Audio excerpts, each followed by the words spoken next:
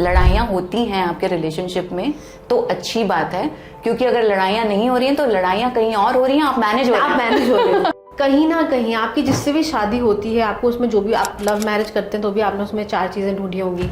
शादी मुझे लगता है कि उसके काफ़ी एडवांटेजेस भी हैं और काफ़ी चैलेंजेस भी हैं। एंड बीइंग अ वुमन मुझे लगता है कि हमारे हिस्से में जेन ज़ी वैसे भी मैरिज में इतनी इंटरेस्टेड नहीं है, लेकिन फिर भी मैरिज और नो मैरिज, तो मुझे लगता है कि मैरिज एक रिस्क है। मैरिज को सक्सेसफुल बनाने के लिए what are 3 important things? Sex, oh God, मैं प्रायोरिटी दूंगी एंड मनी। आई वुड, अगर कम्युनिकेशन नहीं होता इस सीन में तो I would have said money.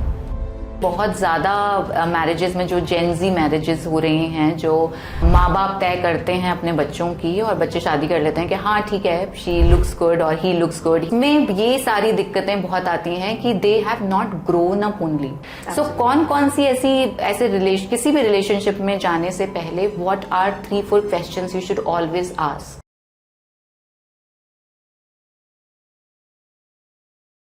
So, the name is Mocktails.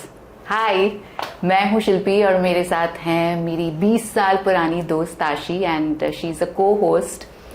और ये मॉकटेल्स क्यों है? क्योंकि sophisticated and unsophisticated relationship, spicy affairs and refreshing on the rocks marriages and what not, all things about love, and it's a mocktail mix of relationships। और उसके बारे में बात करने के लिए आज मेरी को होस्ट है आशी पिछले 18-20 साल से मीडिया में हैं, रेडियो जॉकी तो रही हैं, प्रोड्यूसर हैं एंड कंटेंट राइटर हैं, ब्लॉगर हैं, and she has worked for very big companies as digital marketer and lot many roles she has played in media. So welcome मोहतरमा, आज खुद आई हैं, शराब रहने दीजिए।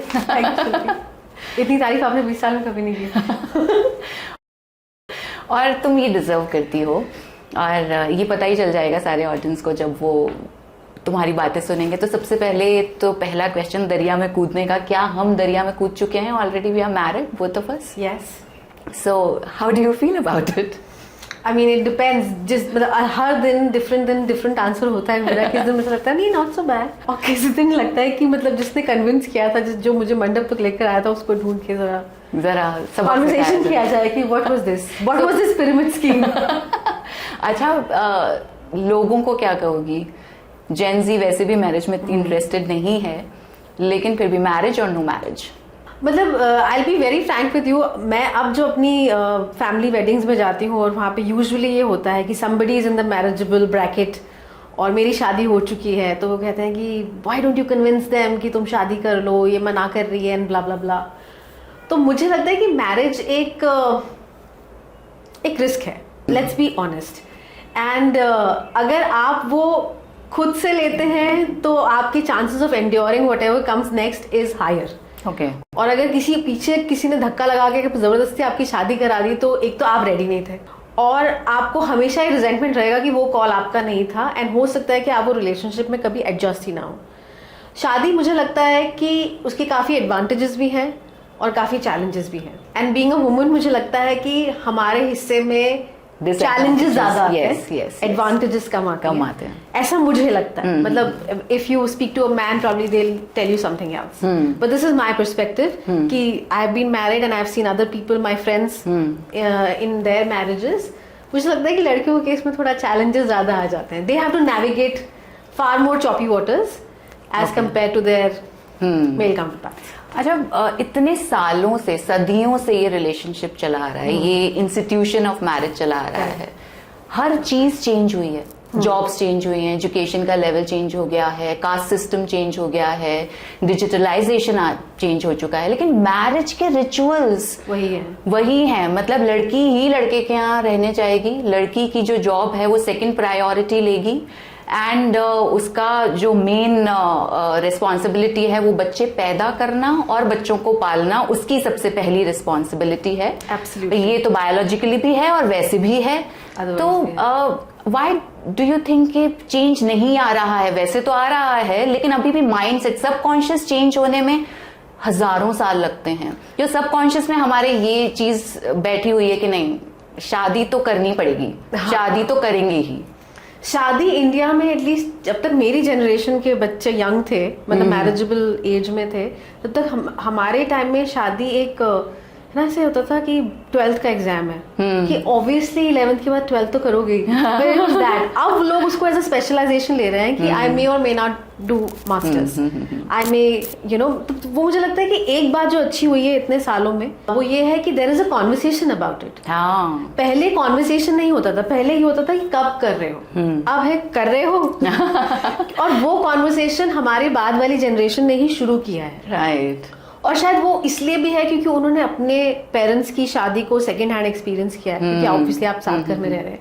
उन्होंने अपने एल्डर कजिन्स को, हम जैसे लोगों को एक्सपीरियंस किया, देखा है कि वो क्या चैलेंजेस से डील कर रहे हैं। इट्स नॉट ऑलवेज अबाउट कि हस्बैंड वाइफ में क्या चल रहा है, there are many moving parts एक शादी में, और एट एनी गिवन पॉइंट कुछ भी अटक सकता है। एंड यू आर राइट कि जब जहां तक बच्चों का और एक general management of marriage and house hold आता है, वो लेडी पर ही है। Man can get away with a lot of things. वो कहते हैं ना कि जिस दिन आपको लग रहा है कि you are being a bad mother, you are being a wonderful dad.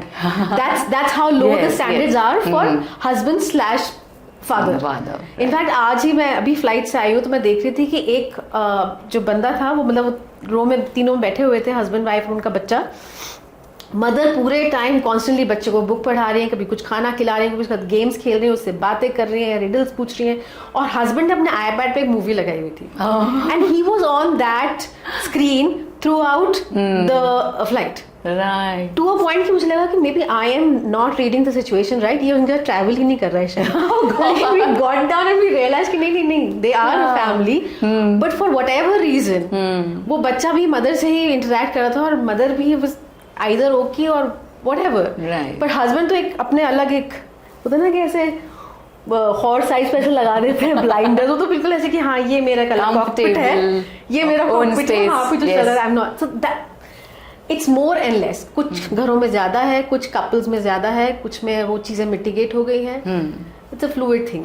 Okay, marriage को सक्सेसफुल बनाने के लिए what are 3 important things? Sex, money और कम्युनिकेशन। इन तीनों में से किसको प्रायोरिटी दोगी? ओह गॉड, मैं प्रायोरिटी दूंगी कम्युनिकेशन को। मुझे ऐसा लगता है कि पहली बात तो ये तीनों चीजें कभी भी 100% नहीं रहेंगी लाइफ में, और मुझे ये भी लगता है कि कहीं ना कहीं आपकी जिससे भी शादी होती है, आपको उसमें जो भी आप लव मैरिज करते हैं तो भी आपने उसमें 4 चीजें ढूंढी होंगी, it comes and goes.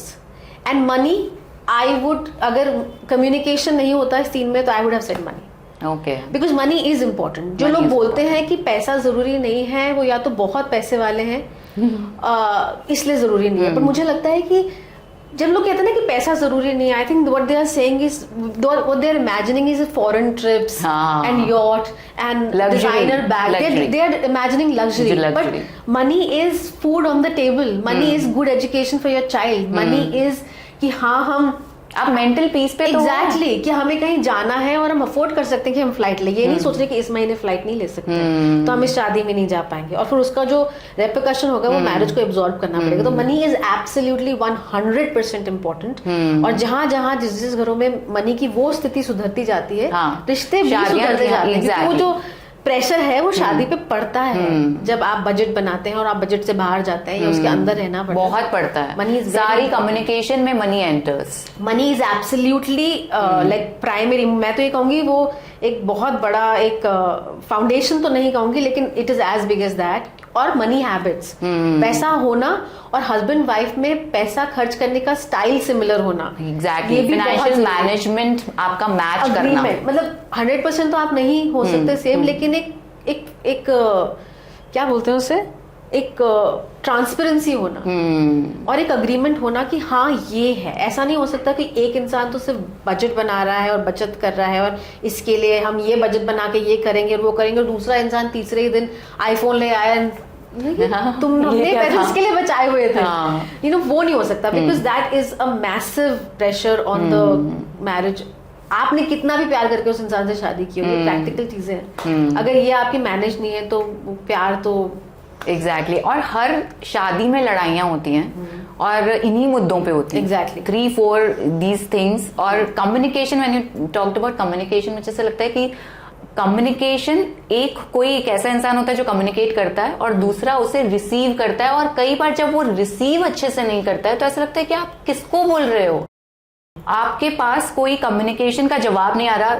Okay, मान लीजिए, बिकॉज ऐसा माना जाता है कि men are not that good when it comes to emotional quotient, और I would say कि they are less Expressive नहीं है। हाँ, एक्सप्रेसिव नहीं होते वो इतने ज्यादा, तो कम्युनिकेशन से वो दूर भागते हैं। जैसे ही सुनो मुझे तुमसे बात करनी है, and then they are like उनकी हार्ट बीट बढ़ गई, वो अपने लास्ट एक हफ्ता स्कैन कर रहे होते हैं कि मैंने क्या किया है, इसकी वजह से हमें बात करनी पड़ रही है। तो ये बड़ा डिफिकल्ट सा सिचुएशन हो जाता है। तो लड़ाइयाँ जो होती हैं, उसमें मैंने एक रील देखी थी, उसमें लिखा था कि अगर लड़ाइयाँ होती हैं आपके रिलेशनशिप में तो अच्छी बात है, क्योंकि अगर लड़ाइयाँ नहीं हो रही हैं तो लड़ाइयाँ कहीं और हो रही हैं, आप मैनेज हो रहे हैं। जाकिर खान की एग्जैक्टली, हाँ, You're right, and I agree with it. हाँ. I complete. Actually, मुझे जाकिर खान बहुत पसंद है। मुझे उनके लाइफ ऑब्जर्वेशंस काफी सटीक लगते हैं, and that is why he's such a good stand-up comedian, क्योंकि उन्होंने ऑब्जर्वेशन अपना बहुत पिन पॉइंट रखा हुआ है। मेरा इस पॉइंट पे डिसएग्रीमेंट ये है कि मुझे नहीं लगता कि हस्बैंड्स या men in general are less sentimental या less emotional या bad at communication। आप कभी देखिए जब इंडिया का क्रिकेट मैच चल रहा है, it's a crucial match, they are talking about match, उनका कम्युनिकेशन इज ऑन पॉइंट। अगर उनकी बगल में उनका बहुत अच्छा दोस्त बैठ, देयर इज नो प्रॉब्लम, कोई कम्युनिकेशन। मैंने अपने हस्बैंड को इंडिया जीत गई है इसलिए रोते हुए देखा है। Oh God. I mean, oh my God. And I'm like, या कोई बहुत ही sentimental ad आ गया and he has gotten very emotional and he's the same person who would say कि oh, I'm not very emotional and नहीं, मेरे से ये सब नहीं होता, I'm a little this and I'm a little that। ऐसा कुछ नहीं है, ऐसा नहीं है। तो I don't know where is the gap here, but वो gap मुझे इसलिए नहीं लगता कि they are less emotional। Maybe when they are growing up, in their growing, जब वो बच्चे होते हैं, लड़के होते हैं, तो शायद उन पर ये प्रेशर ज्यादा होता है कि डोंट बी अ गर्ल, ज्यादा लड़कियों की तरह रो मत, लड़कियों की तरह ये मत करो। तो हो सकता है, मैं ये नहीं कह रही हूँ कि that is part of their subconscious, लेकिन हो सकता है कि रिलेशनशिप में they feel slightly more unguarded feel करते हैं कि मतलब कुछ भी, वो एक सेफ स्पेस नहीं लगता शायद। right, ये हो सकता है, लेकिन मुझे ये बिल्कुल नहीं लगता कि they are not in touch with their emotions. ऐसा मुझे नहीं लगता, क्योंकि मैंने उनको डिफरेंट अलग सिचुएशंस में ऑब्जर्व किया है and they are fairly expressive. अच्छा, शुरू में जब मेरी शादी हुई थी तो मैं बहुत रोती थी, मतलब मैं हर चीज में रोने लग जाती थी कि भाई ऐसे हो गया, तुमने मुझे ऐसे बोल दिया। ये शादी का साइड इफेक्ट है। And he used to laugh. मतलब मैं रो रही हूँ, आज तक मुझे जिसने भी रोते हुए देखा है वो मुझे चुप कराया है या फिर पूछा है कि why you crying, but then he would laugh and he would like अपनी हंसी छुपा के and he would like move out of that place and he would go away, जिससे मुझे बुरा नहीं लगे। मुझे ऑलरेडी बुरा लग चुका है, आई सॉ यू स्माइलिंग। सो मुझे ऐसा लगता है कि जब भी ऐसे कॉम्प्लेक्स इमोशंस होते हैं, जैसे कि why don't you share with me, why don't you talk to me, and communication on point नहीं होता when it comes to financial management, when it comes to intimacy and when it comes to different groups to hang out with, वो भी बहुत होता है कि आपका same group नहीं है जिनके साथ आप हैंग आउट करते हो, तो आपको ऐसा लगता है कि you are living together, you are not in a partnership. And here we comes to cheating. तो चीटिंग क्यों होती है according to you? I mean, मैं कोई सब्जेक्ट मैटर एक्सपर्ट नहीं हूँ, मैं वही बता सकती हूँ जो मैंने देखा है। बहुत रीजंस हैं मुझे लगता है, there is not a single reason जिसकी वजह से जो होता है। आई थिंक लड़कियाँ usually step out of their marriage because there is an emotional starvation. They have felt, उनको लगता है कि जो रिलेशनशिप है वो एक ट्रांजैक्शनल रिलेशनशिप हो गया है या एक बहुत ही यूटिलिटेरियन मैरिज हो गई है कि अच्छा तुमने प्लम्बर को बुला दिया, हाँ बुला दिया, तुमने बिजली का बिल भर दिया, हाँ भर दिया, वो फीस एक्चुअली ना उस दिन पेंडिंग है। और हस्बैंड को लगता है यही कम्युनिकेशन है। तो जब आप जब उनको कहते हो कि हम बात नहीं करते, तो दे आर एक्सट्रीमली क्लूलेस कि अरे अभी तो की थी बात की प्लम्बर को बुलाना है और इलेक्ट्रिशियन का बिल भर दिया और बच्चे की फीस बाकी है. तो I think women are far more receptive to the absence of genuine emotions या जेन्युइन कनेक्शन. तो जब इमोशनल स्टार्वेशन होता है वो एक रीजन बन जाता है एक लेडी के लिए when she kind of contemplates about stepping out of their marriage. And men के लिए यूजुअली मुझे जो मैंने देखा है, because I have had male colleagues and you know all of दोस्त, तो कभी आप उनकी बातें ओवरहियर करते हो तो they are in happy marriages. The marriage is fine. In fact उन्होंने सक्सेसफुली उसको एक कंपार्टमेंटलाइज कर दिया है. ओके. कि हाँ गर्लफ्रेंड है, हाँ मैं जयपुर रहता हूँ और दिल्ली जाता हूँ तो मिलता हूँ, बट दैट्स इट. मैं अपनी वाइफ, और अगर आप उनसे कहेंगे तो बगैर मिसिंग अ बीट कहेंगे कि of course I am devoted to my wife. They are, उन्होंने उसको एकदम वाटर टाइट कंपार्टमेंट में बांध and it is easy for man. That is what I said जब मैंने कहा कि मेन जो होते हैं वो अपने इमोशंस को मैनेज करने के बजाय उसको अवॉइड या एस्केप करते हैं वहां से. मुझे ये भी लगता है कि main don't usually have affairs for emotional reasons. Okay. I think they have it for physical reasons. I think it's more of an ego boost for them. It's more of a fun thing for them. Okay, I tried something and it worked out. I don't think they are emotionally invested in the affair right away.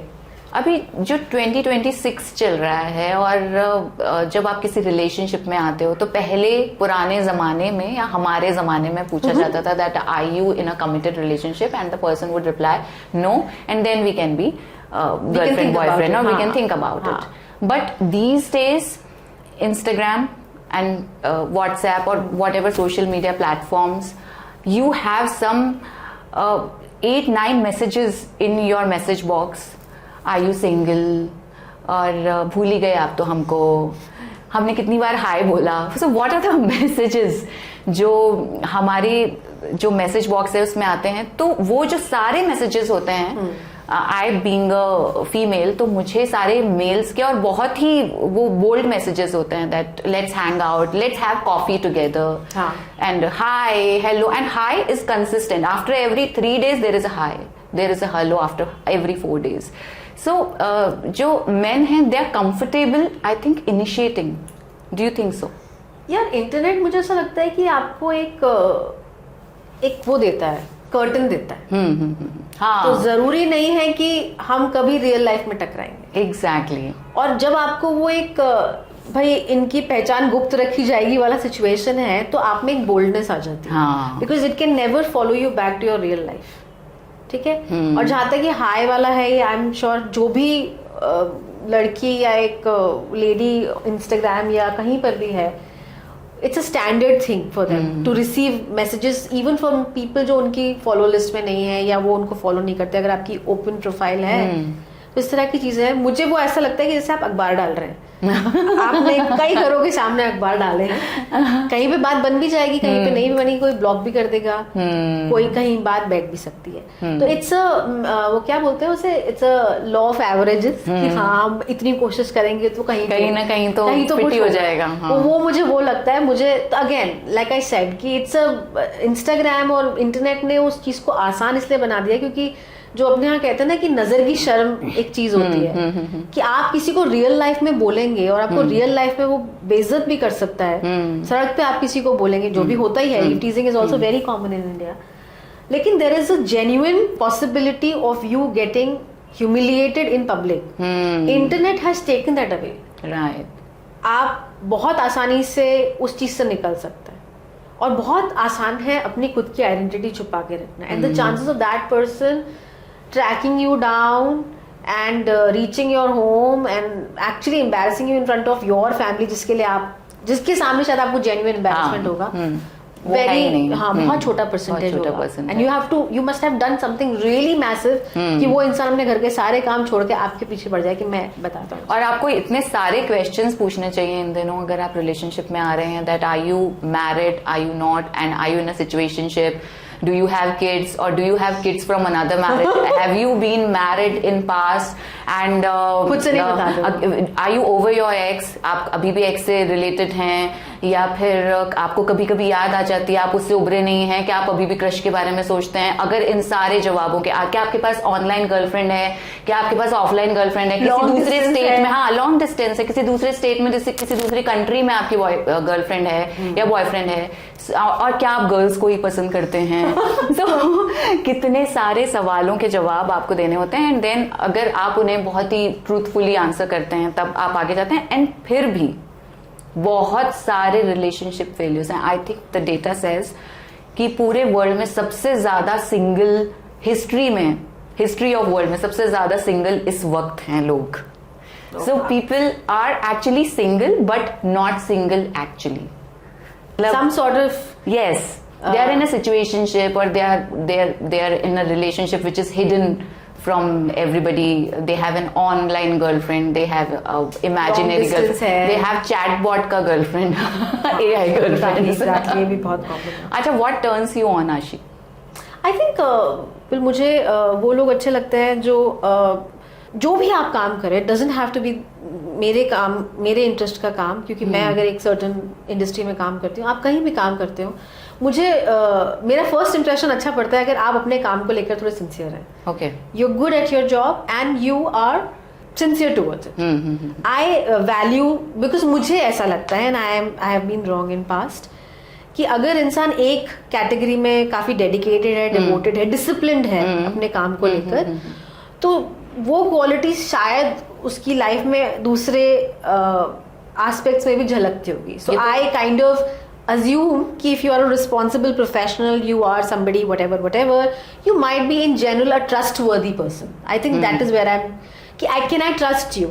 तो तुम कह रही हो कि प्यार से जिंदगी नहीं चलती, तुम इंटीरियर डेकोरेशन का कोर्स क्यों नहीं करती? वो तो आपको करना ही बट मुझे ऐसा लगता है कि अगर मान लो इंसान एक चीज के लिए डेडिकेटेड है, तो at the same time that person which may be good for you or you are interested in, जब तुम उसके साथ जिंदगी बिताओगी तो वो सिर्फ और सिर्फ काम पे ध्यान देगा और बच्चों पर या फिर और दूसरी चीजों पर, रिक्रिएशनल एक्टिविटीज एंड हॉलीडेज पर he'll not be fun.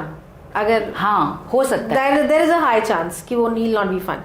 But I'll tell you where this is coming from. मैं एक मेरी मिडिल क्लास अपब्रिंगिंग है, और मैंने अपने दोनों पेरेंट्स को स्लॉग करते हुए देखा है कि यू नो, और हमसे जस्ट पहले वाली जनरेशन में ये बहुत था कि सेव फर्स्ट स्पेंड लेटर। आज का उल्टा है कि स्पेंड और फिर जो बच जाता है वो सेविंग है।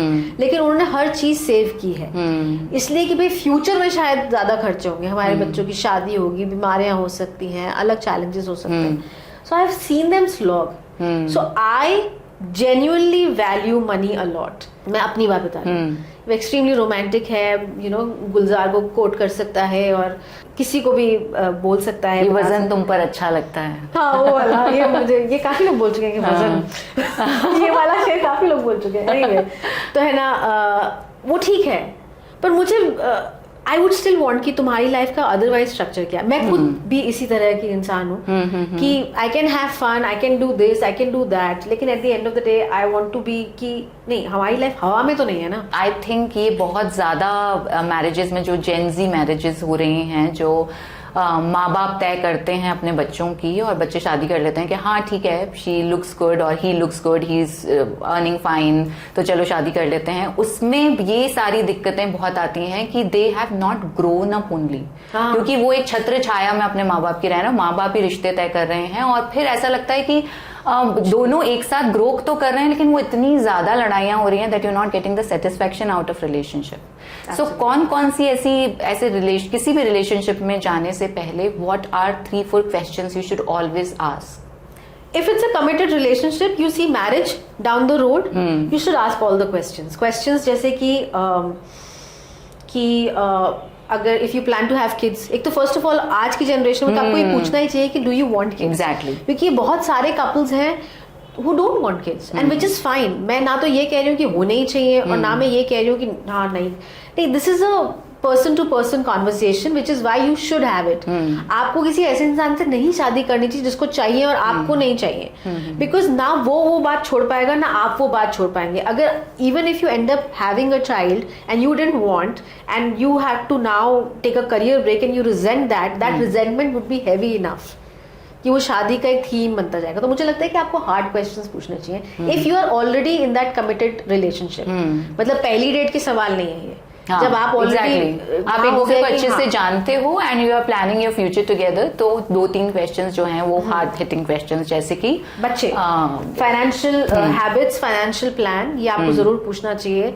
आपको और जो चीजें आपके लिए इंपॉर्टेंट है, religion is important to you, और अगर आप एक inter religion inter caste type का रिलेशनशिप है तो आप पूछिए कि जैसे कि मैं जिस फैमिली से आती हूँ, मेरे पेरेंट्स बहुत ज्यादा रिलैक्स्ड लिबरल लोगों में आएंगे as far as from religious point of view, religion point of view से. और मेरी शादी जहाँ हुई वहां पर they were not hardcore religious but extremely traditional religious people. तो इवन तो हम लोगों का वो सेम था कि हम उसी कोहोर्ट में थे, तो भी वो एक चैलेंज था मेरे लिए कि अच्छा इतना करना है, अच्छा इस दिन ऐसा नहीं होता, अच्छा वो सारे प्रोटोकॉल्स मुझे सीखने पड़े.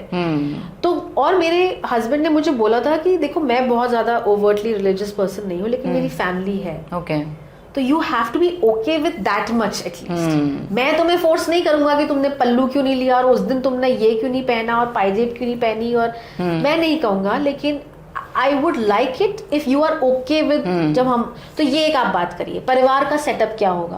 आजकल तो ये भी होता है कि पेरेंट्स साथ में रहते हैं या फिर पेरेंट्स को आप सेम ही अपार्टमेंट कॉम्प्लेक्स में दूसरा घर दिला रहे हैं. दीज आर वैलिड क्वेश्चंस, क्योंकि अब जो लोग शादी करें वो थोड़ा लेटर एज में भी कर रहे हैं. तो these are immediate questions. Okay, ये जो तुमने लेटर एज की बात करी, तो डू यू बिलीव इन न उम्र की सीमा हो न जन्मों का हो बंधन, जब प्यार करे दो दिल देखे केवल मन. सो डू यू फील कि 20 और 40 की उम्र में मोहब्बत तो सेम ही होती है? मतलब लड़का 40 का है, लड़की 20 की है, या लड़की 40 की है. You mean age difference? Age difference, न उम्र की सीमा न जन्मों का बंधन.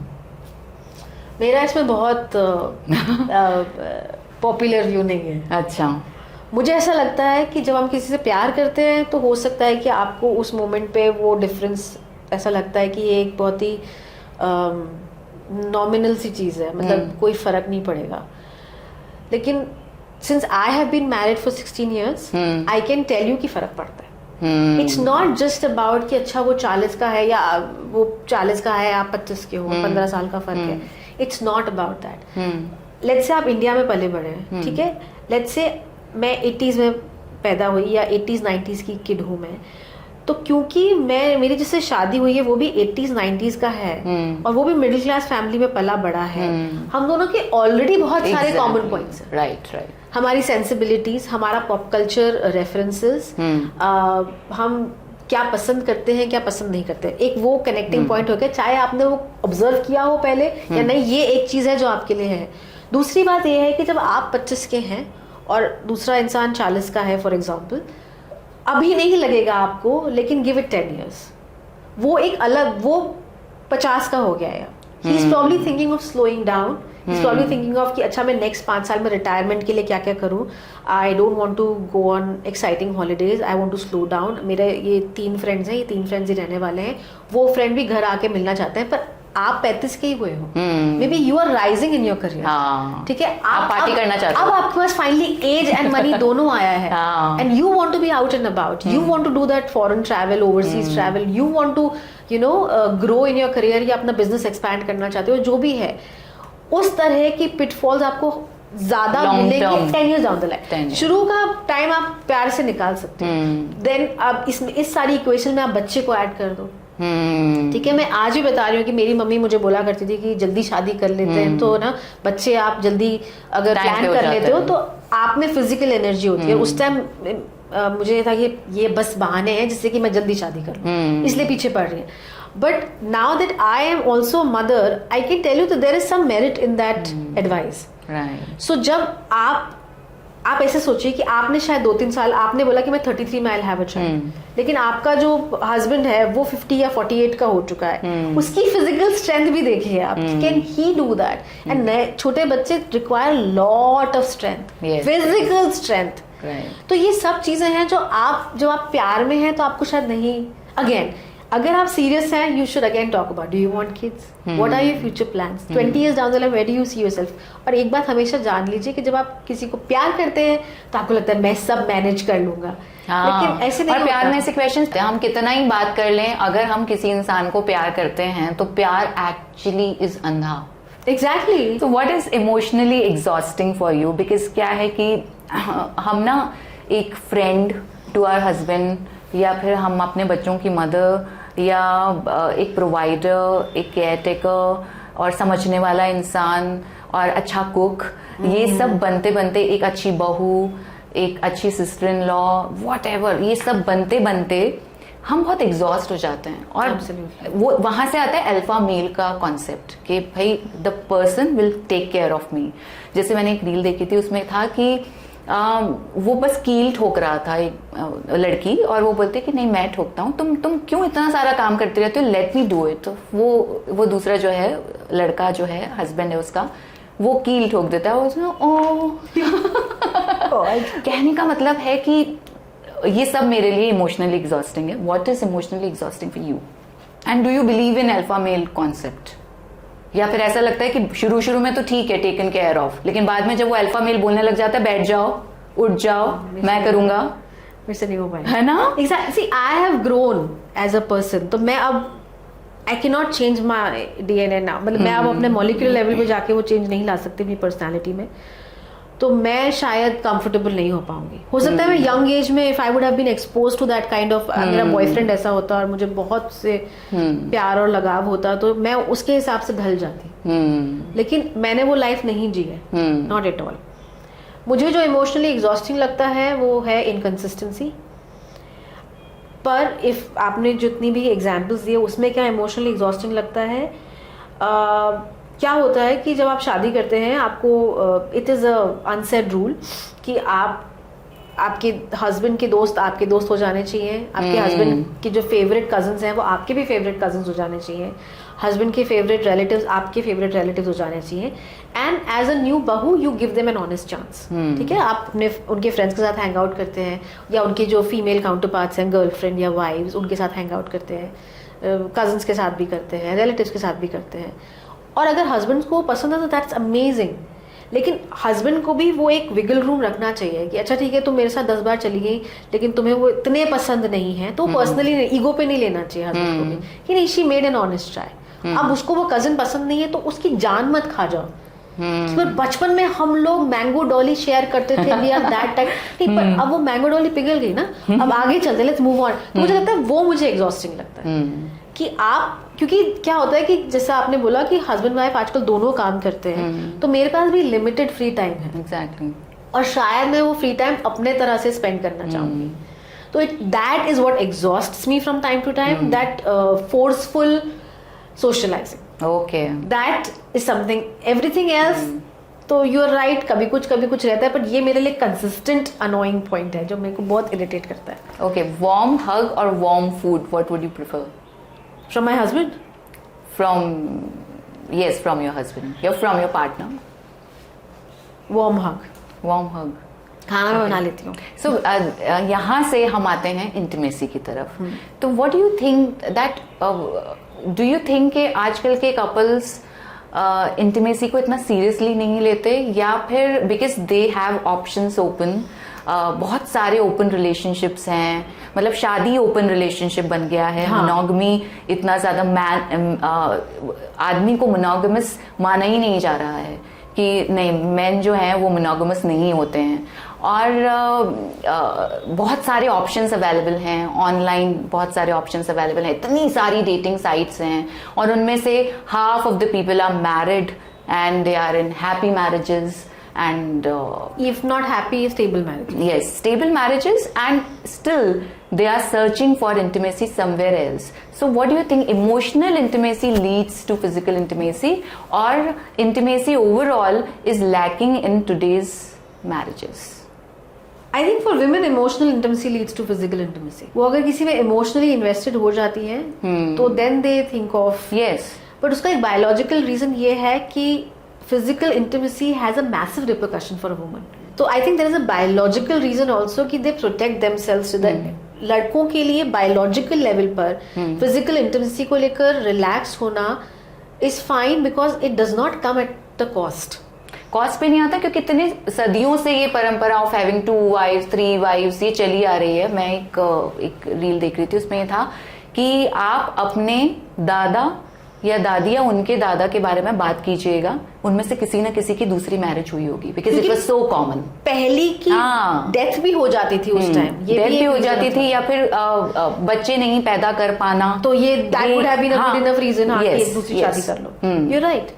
इंटीमेसी जो है वो क्या इतनी ज्यादा एक तो हेल्दी नहीं है मैरिड कपल्स में. They are searching for the intimacy in other relationships and sometimes the marriages have become open relationships because of that. What do you think?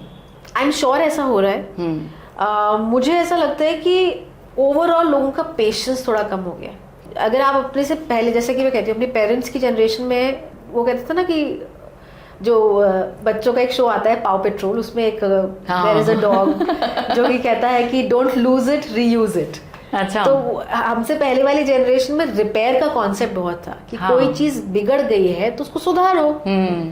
हमारी जनरेशन में है कोई चीज बिगड़ गई है, भाड़ में जाओ, मेरे पास और ऑप्शंस है. So that thing that where you will just give up on something for the tiniest of things, वो हमारी जनरेशन में शायद ज्यादा हो गया क्योंकि हमें ये एक इल्यूजन है कि there are many options out there. I would call it illusion because ये लोग जब जिनको आप सोच रहे हो कि ये मेरे जेन्युइन सूटर्स हैं या जेन्युइन ऑप्शंस हैं मेरे लिए, अगर उन पे वही भार आ जाएगा रिश्ते का कि उनको आटा भी लाना है और आपके लिए वैलेंटाइंस डे पे कार्ड भी और फूल भी लाना है, तो मैं देखना चाहती हूँ उस वक्त कैसे बिहेव करता है. It's very easy to meet for 2 hours in a cafe, hold hands, say beautiful things to each other and go do your separate thing. आप अपने घर में चले जाते हो.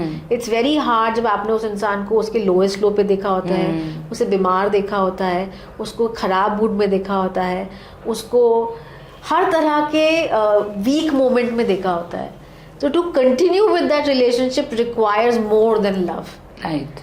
लव तो मेरे को लगता है कि कहीं बीच में कहीं है, उससे ऊपर बहुत सारी चीजें आ जाती हैं लॉन्ग टर्म रिलेशनशिप में. तो yes, people have illusion of being there being a lot of options and they are not patient is what I feel. And I would count myself into that कि there are days जब मुझे लगता है कि मेरे से नहीं हो रहा है यार, ये मेरे से नहीं हो पा रहा है, because there is too much which is going on in a marriage. और आपको लगता है कभी कभी, स्पेशली लड़कियों को शायद ज्यादा लगता है कि ये मैरिज शायद तभी चल सकती है जब मैं अपनी सारी विशेस को एक बैग में पैक को कम कर दूं, ऊपर डाल दूं, मतलब उसको पैक करके ऊपर डाल दूं. जैसे हमारे पेरेंट्स के घर पे पोटलियां बनी रहती थी ना पुराने बर्तनों की, वहां कहीं रख दो तो शायद ये शादी चलेगी वरना नहीं चलेगी. बिकॉज आपकी रिक्वायरमेंट्स को उस तरह प्रायोरिटाइज ही नहीं किया जा रहा है. इधर दे आर लेबल्ड एज कि ये क्या बकवास है, ये सब स्टूपिड बातें हैं. तो बात करते हैं कि व्हाट डू यू वांट कि men in a particular way behave करें when it comes to intimacy. मैं कह रही हूँ hugs, holding hands, watching a favourite series together, या फिर गिविंग सरप्राइजेस.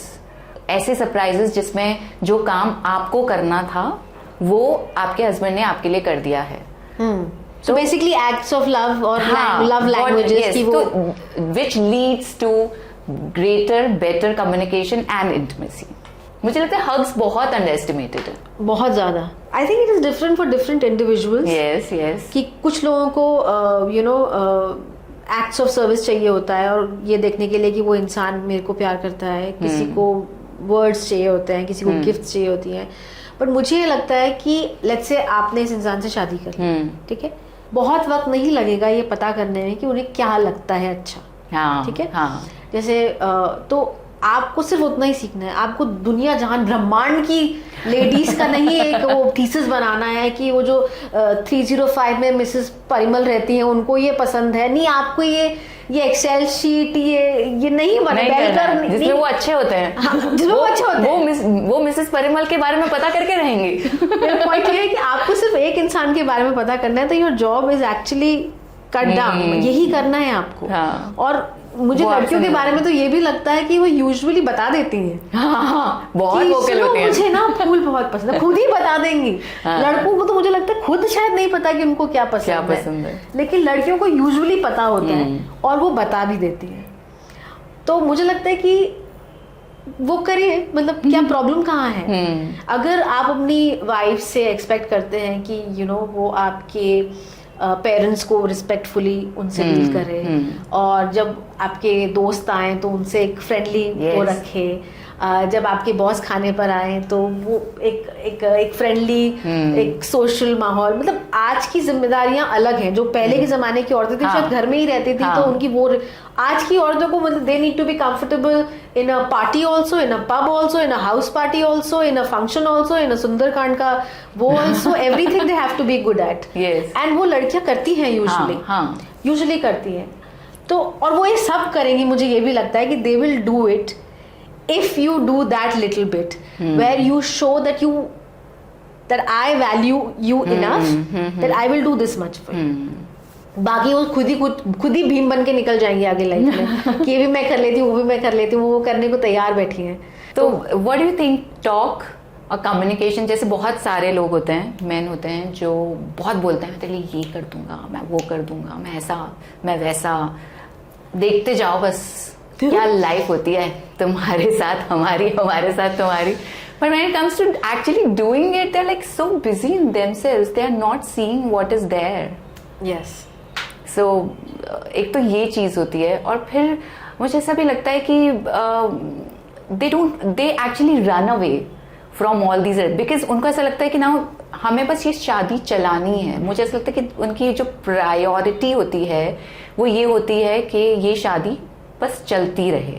मुझे ऐसा नहीं लगता कि वो उसको, जैसे कि जो विमेन होती हैं, मैं जनरलाइज तौर पे कह रही हूँ, कि जो वो कहती हैं कि चलाओ अच्छे से चलाओ, हाँ जरा ये भी करो, जरा वो भी करो, जरा हग्स भी करो, किसेस भी करो। Kisses are so underestimated. I would say कि इंडियन कपल्स जो हैं वो बहुत कम किस करते हैं, क्योंकि हमारे यहाँ पब्लिकली ये सब अलाउड नहीं है, लॉज बने हुए हैं, और बहुत सारे पॉलिटिकल पार्टीज हैं जो इसको अलाउ नहीं करती। और अगर मेन के पॉइंट ऑफ व्यू से देखें, so what do you think के, वैसे तो we both are ladies, dignified ladies, but still what do you think के जो मेन हैं वो क्या चाहते हैं रिलेशनशिप से? मैं अगर अपने हस्बैंड के बारे में बात करूं तो मैं जस्ट इतना सा भी बोल देती हूँ ना कि अरे ये टी शर्ट तो बड़ा अच्छा लग रहा है, तो मेरा he has glow on his face. मुझे यही कहना है आपसे कि आपको इतना रॉकेट साइंस बनाने की जरूरत नहीं है कि वाइफ को क्या पसंद है। आपको उसे ऐसे ह्यूमन बीइंग की तरह देखना है। आपको अच्छा लगता है ना जब वो कहती है कि कितनी बढ़िया चाय बनाई है तुमने, उसको भी अच्छा लगता है जब आप कहते हो कि आज पोहा बहुत अच्छा था। That's all. You don't have to कि तुम्हें उसको उस चीज का क्रेडिट देने की जरूरत नहीं है जो उसने की नहीं है, बस आप उसका क्रेडिट दो।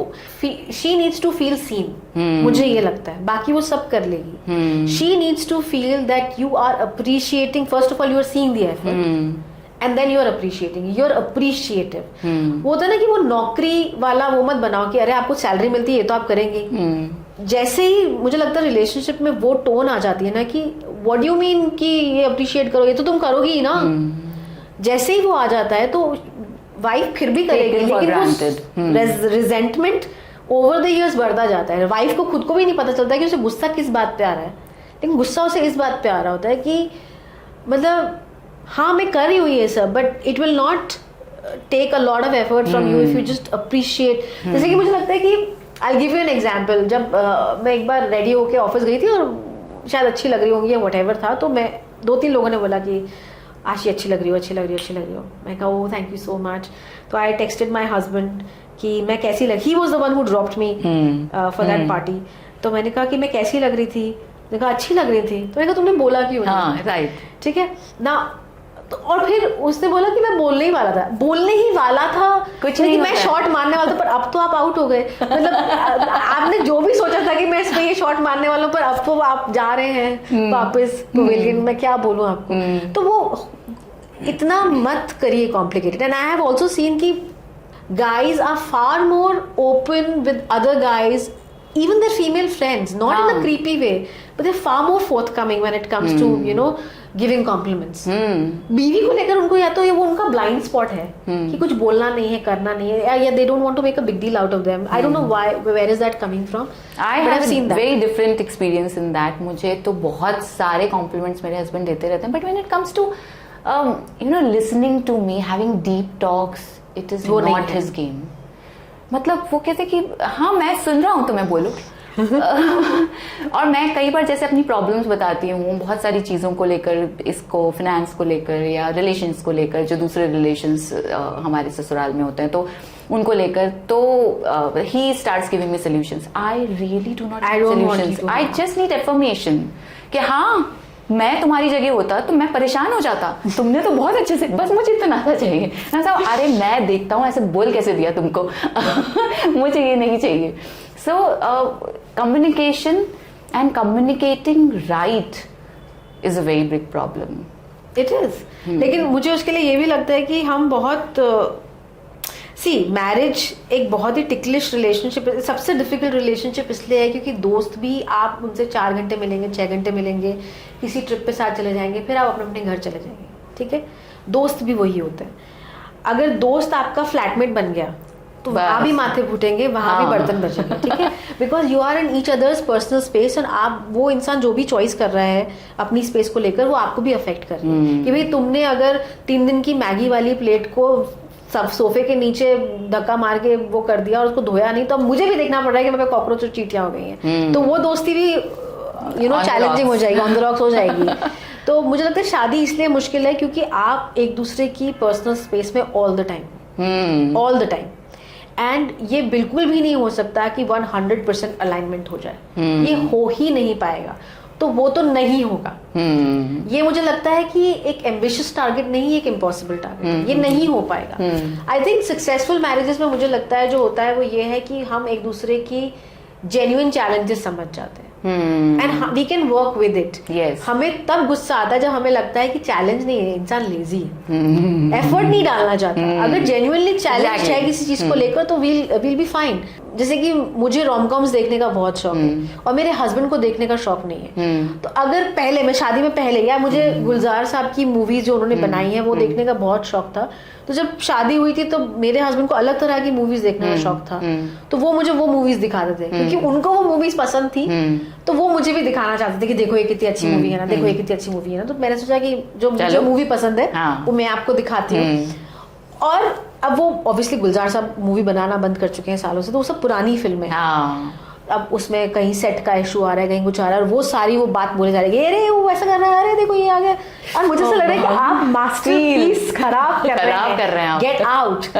तो over the years I have realised कि मैं उनके साथ रोमकॉम नहीं देख सकती, मैं उनके साथ पुरानी मूवीज नहीं देख सकती. And I have come to the realisation कि वो हम दोनों के लिए अच्छा है. And if I want that bond, I need to hang out with a friend who is equally in love with rom-coms or equally likes old movies or retro movies or whatever it is. लेकिन वो मेरे और मेरे husband के बीच में deal breaker नहीं कि नहीं तुम्हें रोमांटिक मूवीज नहीं पसंद, डील ब्रेकर. तो आई थिंक हमें हमारे रिलेशनशिप्स में डील ब्रेकर्स देखने चाहिए कि ये मेरे लिए नॉन नेगोशिएबल है, ये तो होगा ही, ये होना चाहिए, वरना इसका रिलेशनशिप वो सारे एक पॉइंट्स आपके रिलेशनशिप में क्लियर होने चाहिए कि ये चीज बिल्कुल भी नहीं होनी चाहिए और ये चीज हो मैनेज हो जाए. क्योंकि यहीं पे मुझे लगता है कि आपकी बाकी दोस्तियां काम आती हैं. मुझे ये भी लगता है कि जब आपकी अदरवाइज आपके बहुत अच्छे दोस्त है ना, तो आपकी शादी भी अच्छी चलती है. मुझे ये लगता है. अच्छा. क्योंकि वो प्रेशर थोड़ा सा स्प्रेड आउट हो जाता है. क्योंकि जो सपोर्ट आपका हस्बैंड शायद आप चाहते थे कि प्राइमरीली वो दे दे, लेकिन अगर वही बात आपकी ऑफिस कॉलीग ने आपकी सुन ली और आपको काम डाउन कर दिया, या आपकी किसी बेस्ट फ्रेंड ने, आपके सेम शहर में रहती है, आप मिल लिए कॉफी के लिए और आपने बात कर ली, तो वो जो गुबार वॉल्केनो जो है वो सेटल हो जाएगा. तो वो मुझे लगता है. तो ये मैं कहना चाहूंगी कि 100% अलाइनमेंट नहीं हो सकता, और उसमें सही गलत की बात नहीं है, जस्ट डिफरेंस ऑफ वो है कि हम पर्सनालिटी अलग अलग है. तो ये मुझे मेरे हस्बैंड के बारे में तो समझ में आ गया कि कुछ चीजें तो वो नहीं ही कर सकते. अब मैं उनसे अपेक्षा ही नहीं रखती. मैं अगर कोई मुझे मूवी अच्छी लगती है, रोमांटिक मूवी, मैं उनके साथ नहीं देखती. मुझे लगता है कि मेरा खुद का मूड खराब हो जाएगा. नहीं देखती हूँ। अच्छा, मेरे हस्बैंड बिल्कुल भी टीवी नहीं देखते हैं, टीवी देखते ही नहीं है, और मेरा फेवरेट पास टाइम है TV नेटफ्लिक्स पे मूवीज देखना और ओल्ड गाने देखना, ये सब, और शायरियाँ और यूट्यूब, ये सब मेरा फेवरेट है, और वो सब आजकल टीवी पर चलता है। तो ये तो चीज़ होती है। लेकिन मुझे ऐसा लगता है कि जब भी आप में लड़ाई होती है तो लड़ाई is not the problem is कि जब आप उस लड़ाई को सुलझाने से बचते हो, मैं क्यों सुलझाऊं, जाने तो भाड़ में जाओ। When you actually after like 50 second 40 second और 40 मिनट्स 50 मिनट्स व्हेन यू से कि नहीं, आई can not live without this person, यार उसने खाना खाया कि नहीं खाया। सो आई थिंक ये जो चीजें हैं ये मैरिज को या फिर कंपेनियनशिप को स्ट्रॉन्ग बनाती हैं। तो शादी के बाद और लड़ाई के बाद आप कैसा एक दूसरे के बारे में फील करते हैं, मारना मोड़ना फील करते हैं कि ये तो गया काम से आज तो फिर सोचने की जरूरत है। I think, do you think therapy works, counselling और थेरेपी ये सारी चीजें काम करती हैं शादियों में? I think so. I am a very big fan of therapy. Okay. मुझे ऐसा लगता है कि जिस तरह कई लोग एक सर्टेन एज के बाद एक एनुअल फिजिकल चेकअप के लिए जाते हैं, उन्हें एनुअल मेंटल चेकअप के लिए भी जाना चाहिए। इसका मतलब ये नहीं कि आप पागल हैं, इसका मतलब ये है कि लाइफ में बहुत सारे मूविंग पार्ट्स हैं and it's okay if you need assistance with those things. और शादियां actually 19 years 20 years of marriages are getting broken these days.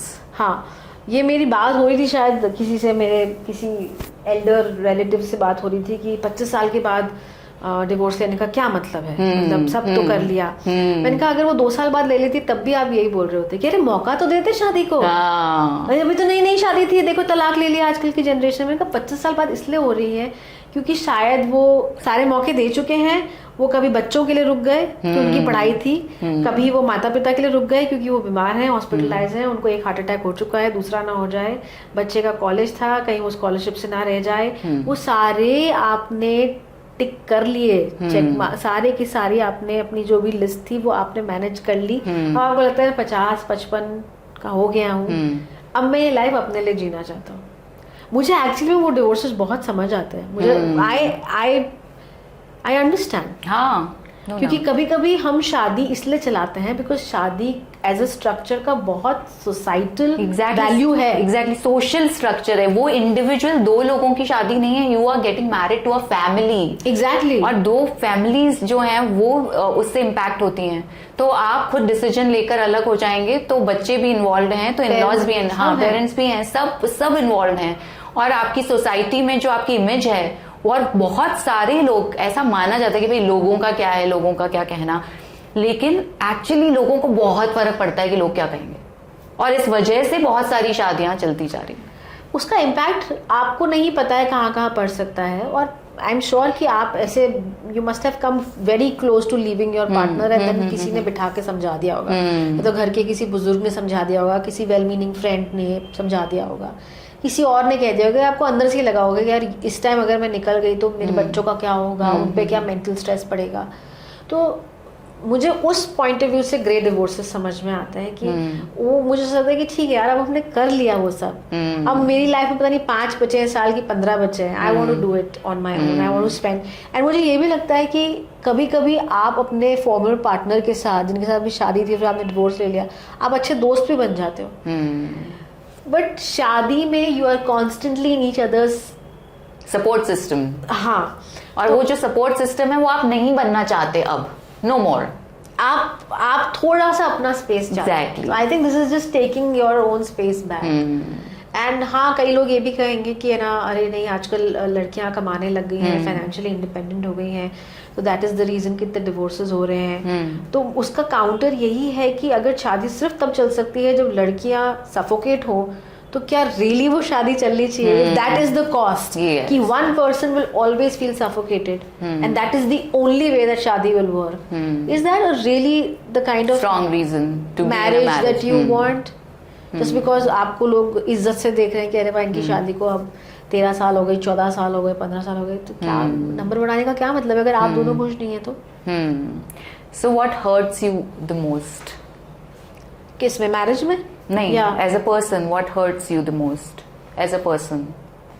I think वही चीज कि जहां पर आपको लगता है कि आपके एफर्ट्स को फैक्टर इन नहीं किया जा रहा है, या if you make an effort not valued, you are not valued as a family member.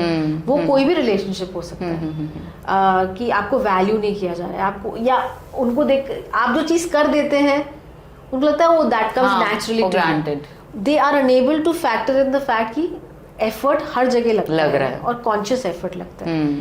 और आई थिंक वो चीज मुझे थोड़ा सा बॉदर करती है। But I think over the years I have also become extremely thick skin तो नहीं कहूंगी, लेकिन मेच्योरिटी आ जाती है ना, तो वो चीजें जो आपको यंग एज में थोड़ा बॉदर करती थी वो अब नहीं करती, बिकॉज मैंने अपने अराउंड में ना धीरे धीरे करके ग्लेयर बनाना शुरू कर लिया है कि नहीं अच्छा ये भी है मुझे। मैं बहुत सारा I am very particular about my alone time, कि वो अब उसमें मैं किताब पढ़ूंगी या अपने फेवरेट शो देखूंगी या किसी कैफे में जाके अकेले बैठूंगी, मूवीज देखूंगी, but I don't compromise on that, क्योंकि मुझे लगता है मुझे वो डिस्ट्रेस करने के लिए, डीकम्प्रेस करने के लिए जरूरी है, जिससे कि जो भी गुस्सा मेरे अंदर है, कभी कभी वो टेम्पररी होता है, चला भी जाएगा, उस टाइम अगर तुम करोगे कोशिश कि नहीं ऐसे नहीं और वैसे नहीं, तो वो फिर गड़बड़ हो जाएगी। तो मुझे usually lack of appreciation for effort hurts the most, that is something which I hate. Okay, आप जेन जी को, जो हमारे एक्चुअली लिसनर्स हैं या ऑडियंस हैं, उनको क्या बोलना चाहोगी? What is your message to the people who are getting into a relationship, who are on the verge of leaving the relationship and who are facing struggles in relationship? उनको क्या कहना चाहोगे कि अच्छा ये चेक पॉइंट कर लो या फिर ये करो? मैं एक्चुअली अपने सारे यंगर कजिन्स को यही बोलती हूँ कि आपके पास अगर 10 चीज़ों की एक लिस्ट है कि ये 10 चीज़ें होनी चाहिए मेरे फ्यूचर पार्टनर में, तो उसमें से आप क्रिटिकल 3 चीज़ें ढूंढिए विच आर नॉन नेगोशिएबल। ठीक है, वो 10 की 10 कहीं नहीं मिलेंगी, वो 10 की 10 आप में भी नहीं है। ठीक है, जो इंसान आ रहा है आपकी लाइफ में वो भी कुछ चीज़ों को लेट गो कर रहा है, वरना हम सबको शाहरुख खान से ही शादी करनी थी। ठीक है, तो हमारी किसी की नहीं हुई।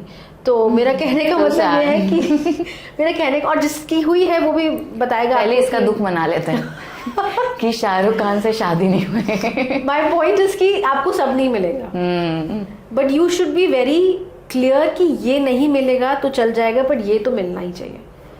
वहां से आपको पता चलेगा कि कौन सी लड़ाइयाँ वैल्यूबल हैं, कौन सी लड़ाइयाँ सिर्फ गुस्सा आ गया, आपने बोल दिया, फिर उसने बोल दिया, फिर चीज़ें सेटल डाउन हो गई, आप आइसक्रीम खाने चले गए या बियर पीने चले गए, whatever is your de-stressing way of doing things, वो हुआ एंड यू कम बैक। ऐसी कोई शादी नहीं है जहाँ लड़ाइयाँ नहीं होती, ऐसी कोई शादियाँ नहीं हैं जहाँ डिसएग्रीमेंट्स नहीं होते। आप 15 साल से जानते हो, आपने LKG से लेकर और मास्टर्स तक साथ में किया है, फिर भी जब आप साथ में रहने लगेंगे वो एक अलग इंसान है। क्योंकि आपने वो तो उसका एस्पेक्ट देखा ही नहीं ना, जो वो घर जाके करता है। तो उसको सारे टाइम आप एक दूसरे की पर्सनल स्पेस में रहेंगे तो लड़ाई होगी। So you have to find out आपके नॉन नेगोशिएबल्स क्या हैं, और आपके 10 नॉन नेगोशिएबल्स नहीं हो सकते।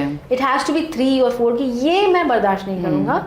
बाकी चीजों पे we can always come back to the discussion table and we can talk about it, और we can draw our boundaries. ये आप इंडिपेंडेंटली कर सकते हो, ये हम साथ में करेंगे, ये कपल एक्टिविटी है, ये आप इंडिपेंडेंटली इफ यू, जैसे कि अगर मेरे हस्बैंड को हाइकिंग पसंद होती है तो वो मेरा नॉन नेगोशिएबल है कि ये तो मैं नहीं करूँगी। अच्छा, तो अगर आपको पसंद है आप अपने लोग ढूंढिए जो आपकी तरह पहाड़ों पे चढ़ना चाहते हैं संडे मॉर्निंग को 5 बजे, please go and find them. Okay, मुझे सोने दीजिए। ओके, तो ये मैं एक एग्जाम्पल दे रही हूँ कि ना ये शादी तोड़ने जितना बड़ा एग्जाम्पल है और ना ही ये ऐसी कोई वो बात है। तो मुझे ऐसा लगता है कि गिव इट अ ट्राई। और वही वाली बात जो मुझे मेट्रो मूवी में एक डायलॉग था ना, लाइफ इन मेट्रो में इरफान खान बोलते हैं कि वो पूरा कॉन्सेप्ट कि मैं तो तभी गाड़ी निकालूंगा जब सारी लाइट्स ग्रीन होंगी। तो आप जब तक उतरेंगे नहीं सड़क पर तब तक ये जो सारे आप पतंगे उड़ा रहे हैं, गाड़ी निकालेंगे नहीं तब तक आपको रियल चीजों के बारे में नहीं पता। तो आप जो भी अजम्पशंस लेके चल रहे हैं उसको आपको रियल लाइफ टेस्टिंग करना पड़ेगा, और फिर आपको एक रियलिस्टिक अंदाजा लग जाएगा कि व्हाट इज आउट देयर। तो relationships are complicated, very, to sail through them आपको थोड़ा सा पेशेंस होना चाहिए, आपको पता होना चाहिए what you want out of that relationship, और clear communication is very very important. Exactly, and humour should be there. Humour should be there, humour life को फेस करने के लिए बहुत इंपॉर्टेंट है। तो humour, patience, so humour's herbs का जो मॉकटेल जरूरी है, बहुत जरूरी, और स्पाइसी जो इसमें फ्लेवर्स डाले जाएं तो बेटर है। आप आउटिंग्स पे जाइए, एक्टिविटीज प्लान कीजिए। तो हम लोग बिल्कुल भी प्रीच नहीं कर रहे हैं, हम अपने लिए कह रहे हैं। We are going to do that in our marriages. तो what two things, last question is, what two things you going to do for your marriage? I am going to find my own happiness. इसका मतलब ये नहीं कि I am getting out of my marriage. इसका मतलब ये कि अगर आपको कोई चीज फुलफिलिंग लगती है तो वो अपने लेवल पर उसको करने की कोशिश करें। ये मत सोचिए कि वो हस्बैंड ही करेगा तो ही वो वर्थवाइल है। नहीं, कटरीना कैफ ने ये बोला था कि हाँ, है ना, कि आप अपनी खुशी का जिम्मेदार किसी और को मत ठहराइए, मत बनाइए। And that is absolutely true. दो खुश लोग ही खुश रह सकते हैं, राइट। अगर एक इंसान की पूरी जिम्मेदारी दूसरे के ऊपर डिपेंड करती है तो वो आपकी खुशी का बोझ उठाते उठाते थक जाएगा। एग्जैक्टली। तो वो आपको बाहर जाना पसंद है, आपके हस्बैंड को नहीं पसंद है, तो लाइफ वहाँ खत्म नहीं होती है। आप दोस्त ढूंढिए, लाइक माइंडेड पीपल ढूंढिए, वो सब है। Not everything is a burden for your partner. एक तो ये बात है। और वहां पर भी बाउंड्रीज ड्रॉ करना बहुत हेल्दी है कि ठीक है हम हस्बैंड वाइफ है, लेकिन कुछ चीजें ऐसी हो सकती हैं जहां पर मैं आपका दखल बर्दाश्त नहीं करूँ, विच इज ओके। मैं सीक्रेसी की बात नहीं कर रही हूँ, मैं बाउंड्री की बात कर रही हूँ। Transparency is great, but not everything requires your partner to be part of it for you to make it enjoyable. आप अपना भी एक नया नीश बनाइए, वहां पे रहिए, दैट्स इट। तो आप एक हैप्पी स्पेस क्रिएट कीजिए। अगर आपको ये जो मॉकटेल है ये आपको अच्छा चाहिए, कूल चाहिए, स्पाइसी चाहिए, रिफ्रेशिंग चाहिए, एक्साइटमेंट भरा चाहिए और आप एक्साइटेड रहना चाहते हैं अपनी पूरी लाइफ में, तो आपको क्या करना है? आपको अपनी शादी अपने हिसाब से चलानी है। ये हम दोनों के लिए था। Thank you for watching. Mocktails के एक और एपिसोड में फिर मुलाकात होगी। तब तक के लिए थैंक यू आशी। Thank you Shilpi.